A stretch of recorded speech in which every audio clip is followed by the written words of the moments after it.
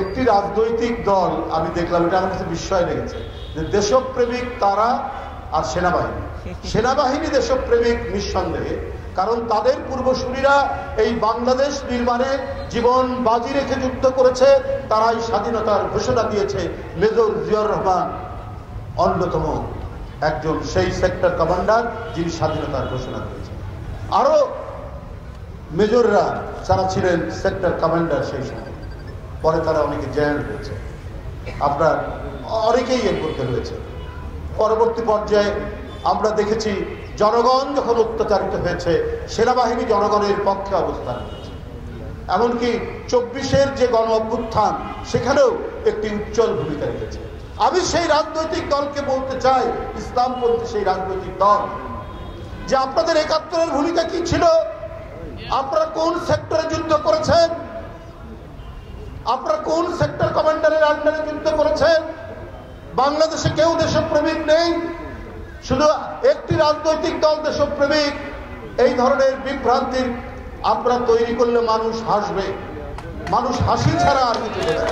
গণতান্ত্রিক শক্তির আন্দোলনের পটভূমিতেই জুলাই এবং আগস্টে ছাত্র জনতারা নেমে এসেছে, শেখ হাসিনা পালিয়ে যেতে বাধ্য হয়েছে। এখন আমরা খবরের কাগজে দেখতে পাচ্ছি যে জুলাই আগস্টের হত্যার বিচার 1 বছরের মধ্যে সম্পন্ন হবে। আমাদের অন্তর্বর্তীকালীন সরকার, ডক্টর ইউনূস সাহেবের সরকার, ডক্টর ইউনূসের প্রতি আমাদের প্রত্যেকেরই শ্রদ্ধা আছে, কিন্তু এই সরকার তো সর্বজনীন সমস্ত গণতান্ত্রিক রাজনৈতিক দলের পক্ষের সরকার। শুধু জুলাই আগস্টে যারা মারা গিয়েছেন বা অত্যাচারিত হয়েছেন, শুধু তাদের সেই সব হত্যাকাণ্ড, সেই সব অপরাধের বিচার হবে? ইলিয়াস আলীর বিচার হবে না? চৌধুরী আলমের বিচার হবে না? 15.5 বছর যারা ক্রস ফায়ারের শিকার হয়েছে তাদের বিচার করবেন না? যারা এই ক্রস ফায়ার দিয়েছে, যারা শীতলক্ষা নদীতে আপনার 7টি লাশ ভাসিয়ে দিয়েছে, সেই সমস্ত দুর্বৃত্ত র্যাবের অফিসারদের বিচার হবে না? আমরা জুলাই আগস্টে যে সমস্ত শিশু, বাচ্চা থেকে শুরু করে শ্রমিক জনতা আত্মদান করেছেন, তাদের সেই মহিমান্বিত আত্মদানকে শ্রদ্ধা জানায়।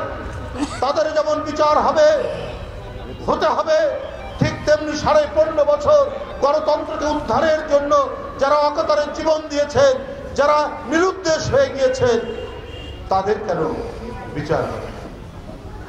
তাদের তো বিচার হওয়া উচিত।